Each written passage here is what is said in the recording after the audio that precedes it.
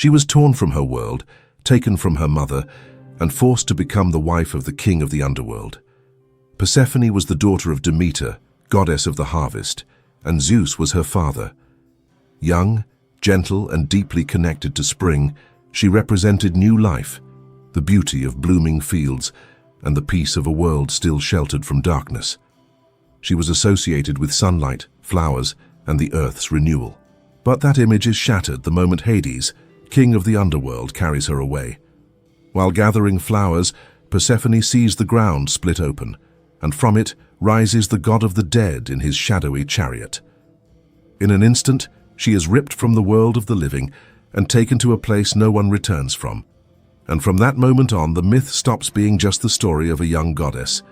It becomes one of the most haunting narratives in Greek mythology, a story of loss, power, pain, transformation, and a division that would forever change the fate of Persephone, her mother, and even the natural world. Persephone is one of those names almost everyone has heard, but not always in the right way. She is usually remembered as the queen of the underworld, linked to Hades and the realm of the dead. But that image only shows what she became, not who she was in the beginning. Before the underworld, Persephone was Kore, the daughter of Demeter. She was tied to youth, springtime, flowers, and the fertility of the earth. The two were not simply mother and daughter in the most basic sense. Their bond carried depth, tenderness, and emotional dependence. Persephone was part of the very heart of Demeter's world, and Demeter, in turn, was the goddess responsible for the fertility of the earth, the harvest, food, and the sustenance of human life. So when we look at Persephone in the beginning, she is not just a young goddess. She represents a world that is protected, bright, alive, and in balance. And that is exactly why her story hits so hard. Because the myth of Persephone is not just about gods. It is about rupture.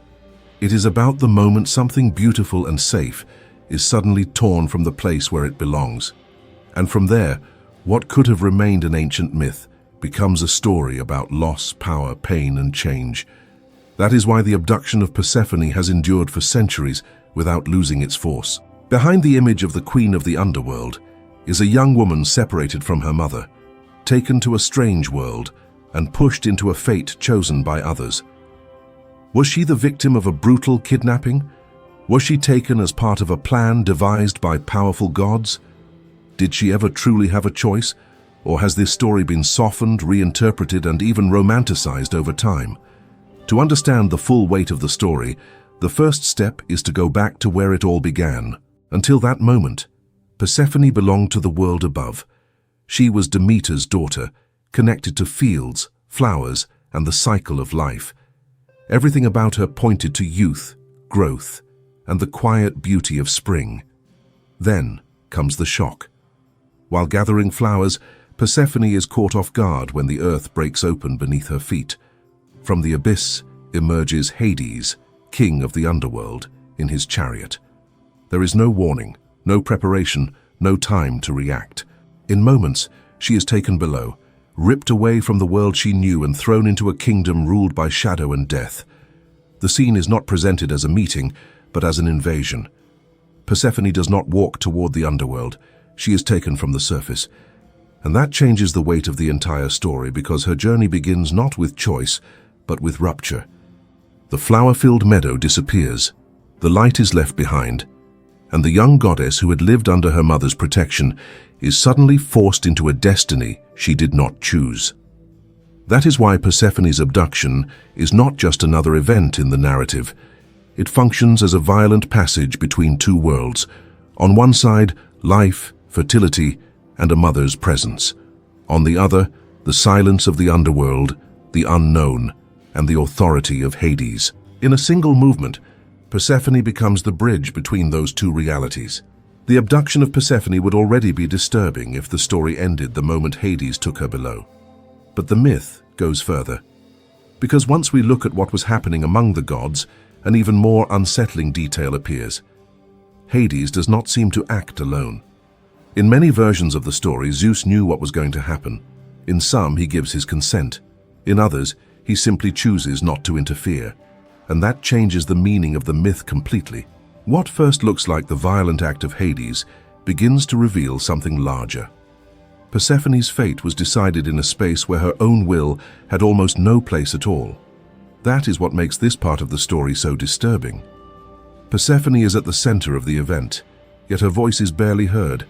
Hades acts, Zeus knows, and everything unfolds within a divine order where the most powerful make decisions without needing to hear from the person who will be most affected. Zeus's silence in that context is not a minor detail. It makes the abduction even harsher because it suggests that Persephone was not only taken by force, she was also left at the mercy of a power structure that treated her as part of an arrangement. And once that becomes clear, the story takes on another dimension. This is no longer just about a god of the underworld desiring a young goddess and tearing her from the world of the living. It is about an entire system that allows this to happen. Hades commits the act, but Zeus, by knowing and not stopping it, deepens the sense of abandonment. Persephone does not face only the force of the one who takes her. She also faces the silence of the one who could have stopped it. Maybe that is why this myth still feels so unsettling today, because it shows that violence is not sustained only by the one who acts, but also by the one who consents, the one who remains silent, the one who allows someone else's fate to be decided without giving them a voice. And while the gods remain silent, there is someone who immediately feels that something has been torn from the world, that someone is Demeter. When Persephone disappears, the story stops being only about the kidnapping of a young goddess and begins to take on a much greater force, because now Demeter enters the scene. And Demeter is not just a grieving mother, she is the goddess of the harvest, the fertility of the earth, and the abundance that sustains human life. In other words, when she suffers, the world suffers with her. And that is what makes this part of the myth so powerful. Demeter senses that something is wrong and begins searching for her daughter without rest. She wanders, asks questions, follows every clue, and tries to understand what happened. It is not a calm search. It is driven by the anguish of someone who has lost something essential and refuses to accept the emptiness left behind. The myth follows that pain as if to say over and over that Persephone's disappearance did not create only an absence within the divine family. It created a rupture in the very order of life. The longer Demeter searches without answers, the more her grief changes. Mourning becomes rage, rage becomes refusal, and little by little, the goddess who once made the earth bloom begins to withdraw her power from it. The fields dry up, crops fail, nothing grows as it should. Food begins to disappear. What was once fertile enters a kind of suspension, as if the entire world is waiting for Persephone to return. This is one of the most unforgettable images in the myth because it shows that Demeter's grief does not remain trapped inside emotion. It becomes physical. It falls upon the earth. It reaches mortals who do not even know exactly what happened among the gods, yet they begin to suffer the consequences of a loss that started on Olympus and descended into human life. Suddenly, Persephone's abduction is no longer just a family tragedy.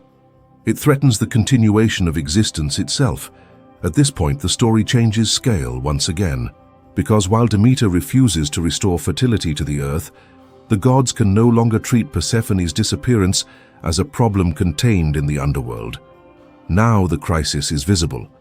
Now hunger spreads. Now even Zeus is forced to look directly at what he once kept silent about. And the further the myth moves forward, the clearer it becomes that Persephone was not the only one affected by the abduction. Her absence opened such a deep imbalance that even the gods could not ignore it for long. But before any solution could be reached, one decisive question had to be faced. Could Persephone still come back? Demeter's grief grows so overwhelming, and the earth suffers so visibly, that the gods can no longer pretend nothing is happening. Persephone's disappearance stops being a hidden problem in the underworld and starts threatening the order of the entire world. Without crops, without fruit, without growth, the crisis is no longer only divine. It reaches humanity. It becomes famine. It becomes collapse.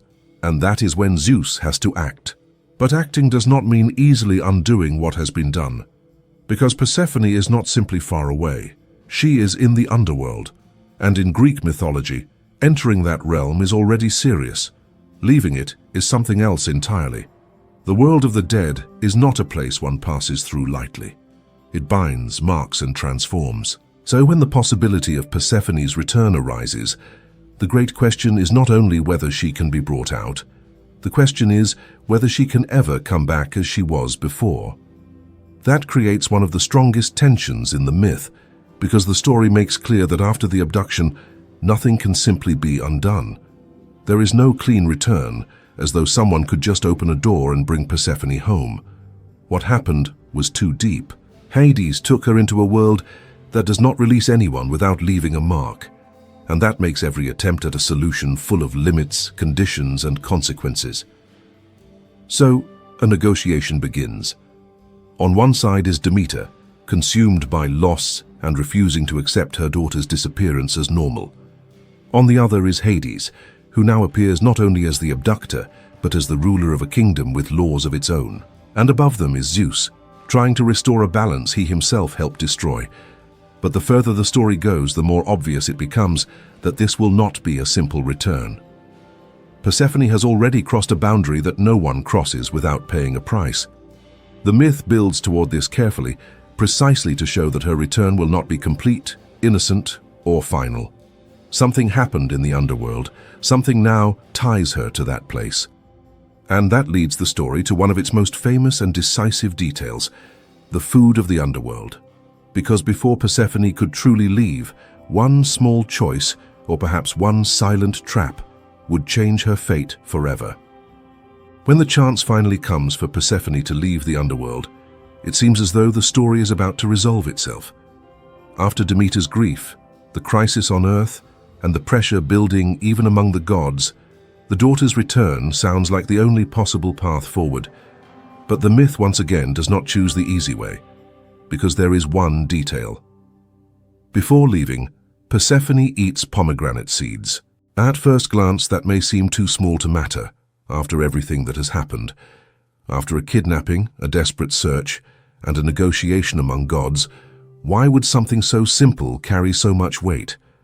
But that is exactly where the story shows its power. In Greek mythology, the underworld is not just a place, it is a kingdom with laws of its own. And eating there is not a casual act, it creates a bond. Suddenly, the possibility of return is no longer complete. Persephone can return, but not in the way Demeter wants. She no longer belongs only to the world above. Something now links her to the underworld, and that connection cannot be erased. What looked like total liberation becomes a solution split in two. Persephone returns, but not entirely. She leaves, but she is not free of it. She is reunited with her mother, but she can no longer remain by her side forever.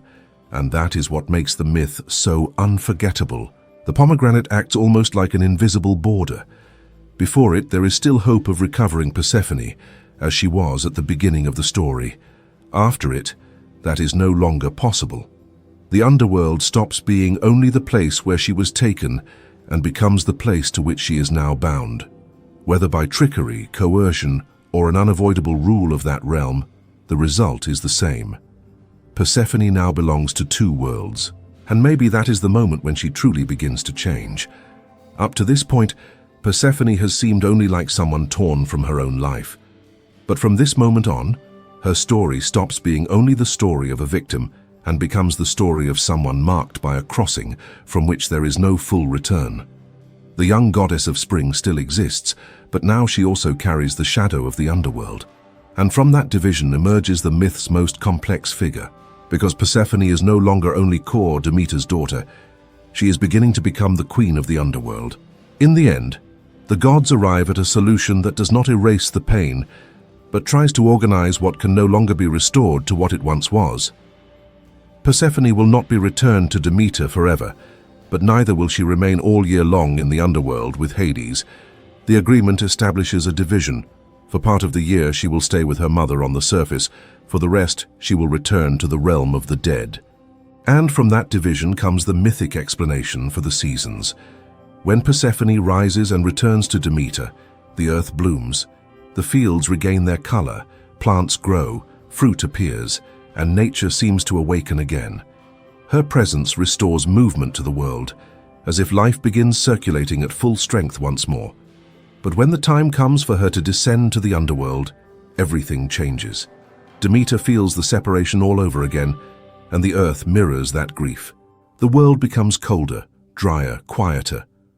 Abundance pulls back and the landscape seems to enter a state of waiting. But this myth is not only about spring, summer, fall, or winter.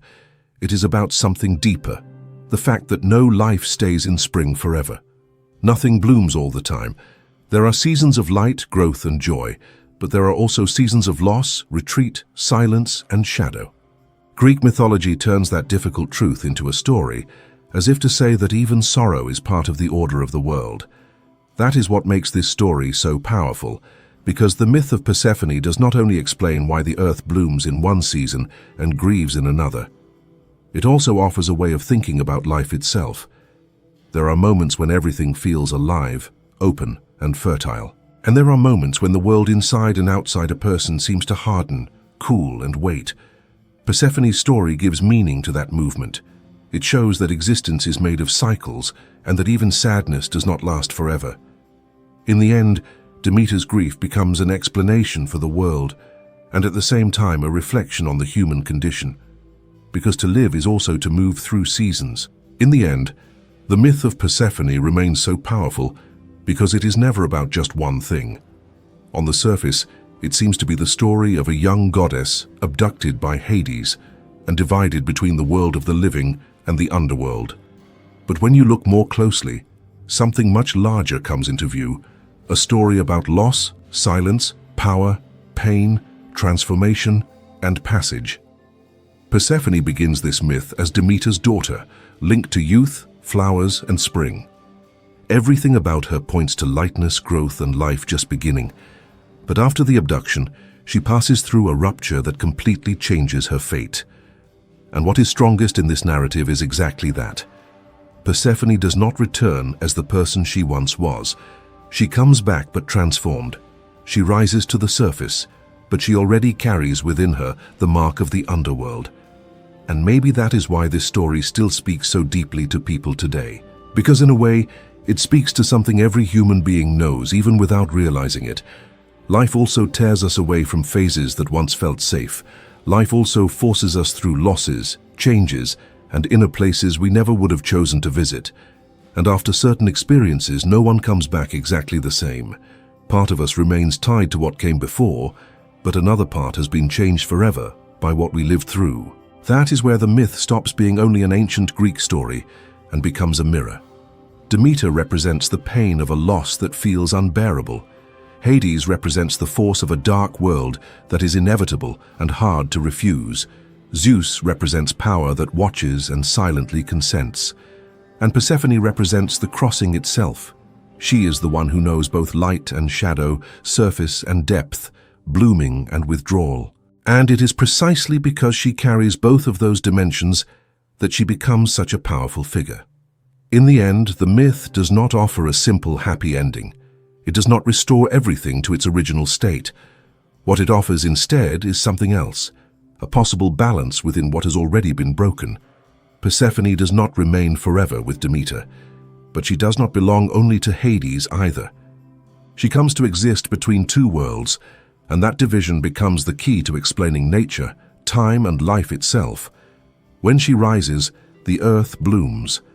When she descends, the world grieves. And with that, Greek mythology transforms a story of pain into an explanation for the seasons, and at the same time, into a profound reflection on existence. Because no life remains in spring forever. Everyone passes through cycles of light and shadow, presence and absence, loss and return.